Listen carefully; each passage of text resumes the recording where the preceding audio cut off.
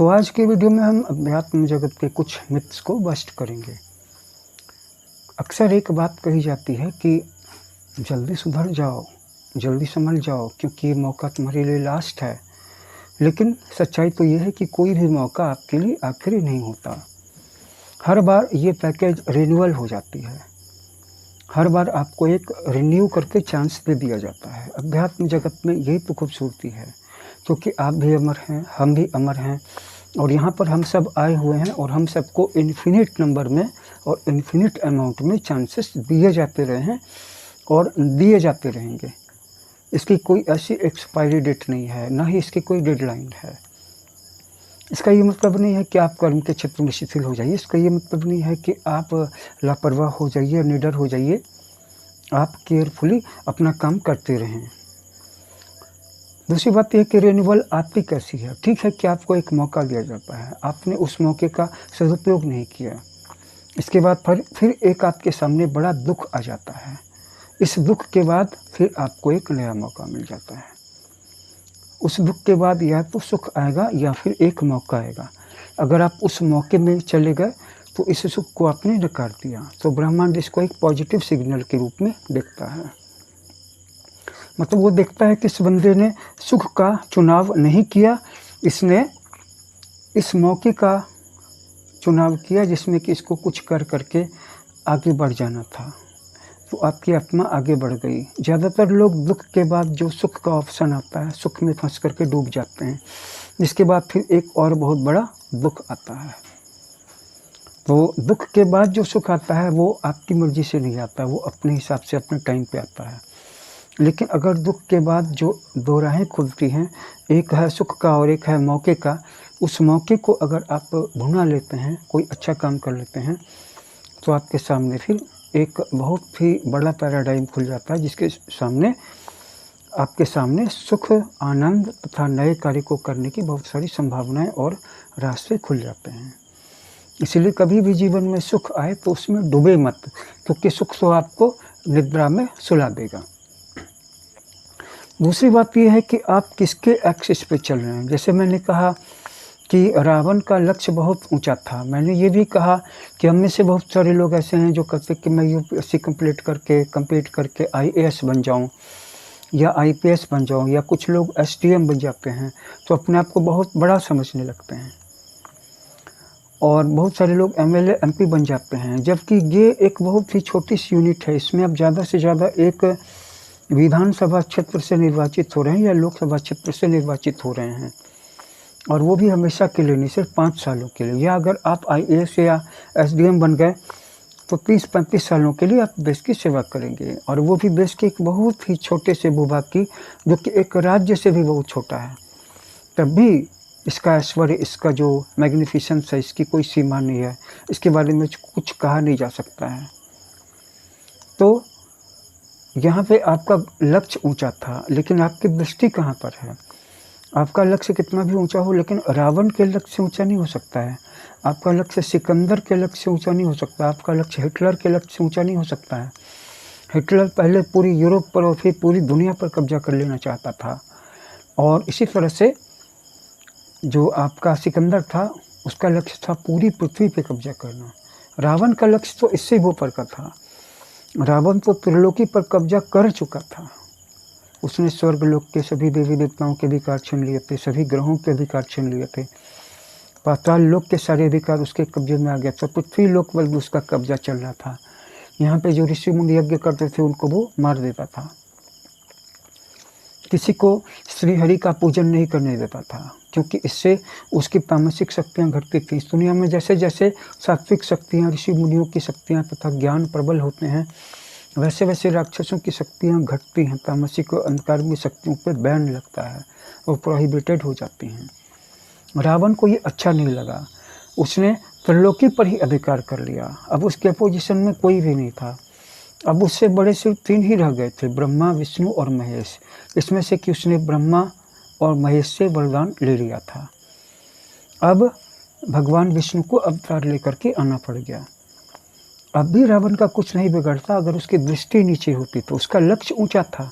मेरा लक्ष्य है कि मैं एक बहुत बड़ा गुरु बन जाऊं या बहुत बड़ा एस्ट्रोलॉजर बन जाऊं, मेरे बेटे का लक्ष्य है कि वो आईएएस बन जाए। मेरे भाई का लक्ष्य है कि वो बहुत बड़ा बिज़नेसमैन बन जाए। मेरा एक दोस्त है, वो बहुत बड़ा चेन सप्लायर बनना चाहता है बिज़नेस में। तो आप देख सकते हो, मेरा एक मित्र है, वो पूरी ट्रकों और बसों की चेन निकालना चाहता है और चला भी रहा है। एक बहुत बड़ा होटलिस्ट है, वो चाहता है कि मैं पूरी होटलों की चेन खोल दूँ, पूरी सीरीज़ खोल दूँ। मेरे एक और मित्र हैं, वो अपने चैनल पे केवल मैथ के वीडियो डालते हैं। वो चाहते हैं कि मेरे उस मैथ के चैनल पे हज़ारों वीडियोज़ आ जाएँ। ये सब गोल्स हैं।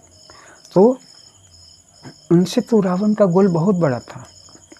रावण का गोल तो त्रिलोकी पर ही अधिकार करने का था, और त्रिलोकी जिसका कि हम परसेप्शन भी नहीं कर सकते हैं। जैसे स्वर्ग का हमें कोई परसेप्शन नहीं है, क्योंकि हम मनुष्य शरीर से बंधे हैं।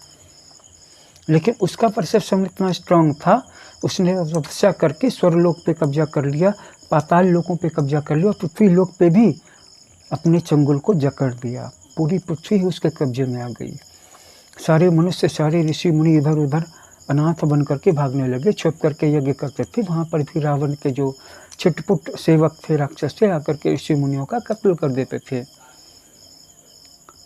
उससे बड़ा तो आपका लक्ष्य नहीं हो सकता था ना, रावण से बड़ा। आप ज़्यादा से ज़्यादा पूरी पृथ्वी पर कभी कब्जा कर पाने की बात भी सोचेंगे। और आप वो भी जानते हैं कि दुनिया ऐसी है, यहाँ पे इतने तरह की शासन व्यवस्था हैं। कोई देश लोकतांत्रिक है, जैसे इंडिया लोकतांत्रिक है, यूरोप और अमेरिका लोकतांत्रिक हैं, जबकि कुछ ऐसे देश हैं जहाँ पर कि लोकतंत्र है ही नहीं।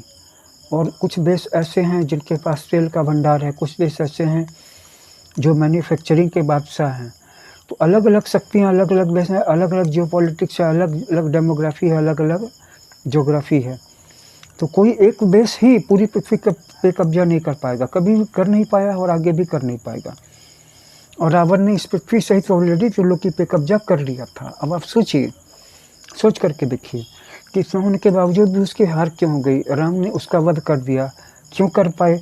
क्योंकि रावण जो था उसकी दृष्टि नीची थी।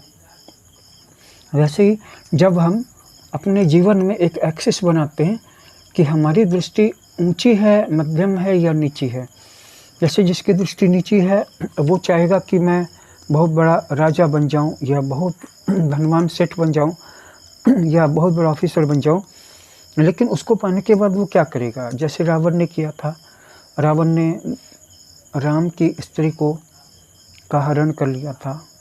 तो यही दृष्टि थी उसकी कि तब आपकी भी दृष्टि नीचे रहेगी। आप दूसरों की स्त्री को अपना माल समझोगे, अपनी स्त्री बनाने की कोशिश करोगे, उसके सतीत्व को हड़प लोगे,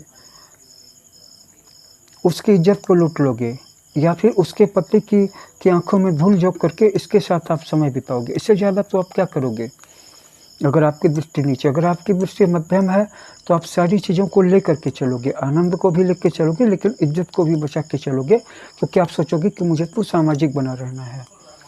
और अगर आपकी दृष्टि ऊंची है, तो आप इन सारी गर्हित भोगों का और वासनाओं का त्याग कर दोगे, क्योंकि आप जानते हो कि इसका फल दुख है। और अगर आपकी दृष्टि ऊंची है, तो आप इस बात को भी जानते हैं, क्योंकि अगर मैंने यज्ञ भी कर लिए, पुण्य भी कर लिए, दान भी कर लिया, तपस्या भी कर ली, तो इसका फल मुझे ज़्यादा से ज़्यादा क्या ही मिलेगा? स्वर्ग मिल जाएगा। फिर जब मेरे तपोबल समाप्त हो जाएंगे, तो मेरे सूक्ष्म शरीर को स्वर्ग लोक से धक्का दे करके पृथ्वी पे धकेल दिया जाएगा, फेंक दिया जाएगा। यहाँ पे फिर किसी मनुष्य के गर्भ में, किसी माता के गर्भ में मेरा जन्म होगा। यही अंतिम गति है। पुण्य खत्म होगा, आपका टिकट एक्सपायर, अब जाइए फिर से रिचार्ज कराइए। जैसे आपका एयरटेल का मोबाइल रिचार्ज हो जाता है, जियो का मोबाइल रिचार्ज होता है, वोडाफोन का रिचार्ज हो जाता है, फिर एक्सपायर हो जाता है, फिर आप रिचार्ज करिए, नहीं तो आप बात ही नहीं कर पाएंगे। तो इस तरह के पुलिस चक्र में घूमते रहने का क्या अर्थ है? कि अगर मैं अपनी गाड़ी को रिचार्ज कराऊँ फ्यूल से, या अपने मोबाइल को रिचार्ज कराऊँ, तभी मेरी गाड़ी चलेगी, तभी मेरे फ़ोन पे बात होगी, तभी मेरा इंटरनेट चलेगा। और इसको मैं एक दिन के लिए, 1 महीने के छोड़ दूँ, तो ये चलेगा ही नहीं। तो इस तरह के चक्कर का क्या अर्थ है? ये पूरी से फुलिश है। इसलिए कुछ लोग पाप से तो अपने आप को अलग कर लेते हैं, पापों का परिहार कर लेते हैं, लेकिन पुण्य को भी छोड़ देते हैं। आपको अपने पुण्य को भी छोड़ देना है, ये उच्च दृष्टि है। लेकिन एक्सिस क्या है? जैसे किसी के जीवन में एक्सिस है कि मैं हनुमान जी को मान के चलूँगा, किसी के जीवन में एक्सिस है कि मैं भोलेनाथ को मान करके चलूँगा। जब वह जो भी काम करेगा, उसमें यही सोचोगी कि बीच में भोलेनाथ हो और मैं अपने कर्मों के द्वारा इनकी पूजा कर रहा हूँ, मेरे किस विचार से इनको खुशी मिल जाए, भक्ति से मिल जाए, कर्म से मिल जाए, सेवा से मिल जाए, वो उस एक्सिस के चारों तरफ सर्कमएम्बुलेट करता रहेगा। जैसे परिवार की स्त्री होती है धुरी, परिवार की धुरी या एक्सिस होती है उस परिवार की स्त्री, जो बच्चों की माँ होती है, जो उस घर के मुखिया की पत्नी होती है। समझ रहे हो? बच्चों की माँ होती है, पति की पत्नी होती है, उस स्त्री की एक्सिस पे समूचा परिवार चला करता है। वैसे ही आपके जीवन का एक्सिस अगर धर्म है, आत्मा है, ईश्वर है, तो जो चक्र चल रहा है उसमें आप निरंतर ऊपर उठते जाएंगे। दुख भी आएंगे, सुख भी आएंगे, इससे कोई नहीं बच सकता है, लेकिन आप ऊपर उठते जाएंगे। और अब मैं अगले मिथ की बात करूँगा। अगला मिथ बस्ट करना है। वो लोग ये कहते हैं कि जो भी चक्र एक बार चल गया वही चलता रहेगा, पर ये सच नहीं है। जो भी चक्र एक बार चल गया उसको आपको जा कर के परम न्यूट्रलिटी में जा कर के न्यूट्रलाइज करना है। ये बात ठीक है कि आपके दादा ने जैसा जीवन जिया है, जिस तरह के आर्थिक पैटर्न पे वो चले हैं, आपके पिता के जीवन में भी करीब करीब वही पैटर्न अपने आप को रिपीट किया है उसने। हो सकता है कि अमाउंट कम रहा होगा, हो सकता है आपके दादा जितने अमीर नहीं होंगे, पिताजी ज़्यादा अमीर रहे होंगे, लेकिन आखिर में आकर के उनको भी कहीं न कहीं उस प्रॉब्लम को फेस करना पड़ा होगा। और आखिर में कहीं न कहीं आप भी अपने जीवन में उसी प्रॉब्लम को फेस कर रहे हैं या करेंगे। अभी नहीं कर रहे हैं तो कल करेंगे। या हो सकता है आप ऑलरेडी इस चीज़ को रियलाइज़ कर चुके हों कि जो जीवन मेरे पूर्वज जी चुके हैं उससे मैं बाहर नहीं जा सकता, मैं बिल्कुल इससे अपने आप को फ्री नहीं कर सकता। बहुत कम लोग बाहर कर पाते हैं, लेकिन इसके लिए उनके जीवन में वही चीज़ है कि वो पहले अपने आप को परम न्यूट्रलिटी में ले जाते हैं और उस न्यूट्रलिटी से कुछ और ही बन करके बाहर आते हैं। वो पुराने पैटर्न्स को रिपीट नहीं करते हैं, जैसे अय्याशी करना, पैसा कमा लिया, बैठ करके खाना, मेहनत नहीं करना, नशा करना, चाहे वो मदिरा का नशा हो, चाहे औरत का नशा हो, चाहे घमंड का नशा हो। नशा हर चीज़ का बुरा होता है। उन्होंने उस चीज़ से बाहर कर लिया।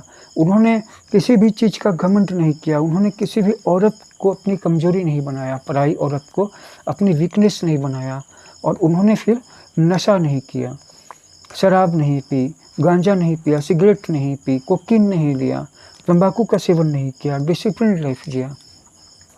तो वो उस दरिद्रता के उस पैटर्न को, उस चक्र को तोड़ करके बाहर आ गए, जो जीवन उनके दादा, उनके पिता ने जिया। वैसे ही आपको आपके जीवन में जो चल रहा है उसको तोड़ करके अगर बाहर आना है तो आपको परम न्यूट्रलिटी में जाना होगा और वहाँ पर जाने के बाद आप फ्री हो पाएंगे। इस वीडियो में इतना ही। धन्यवाद।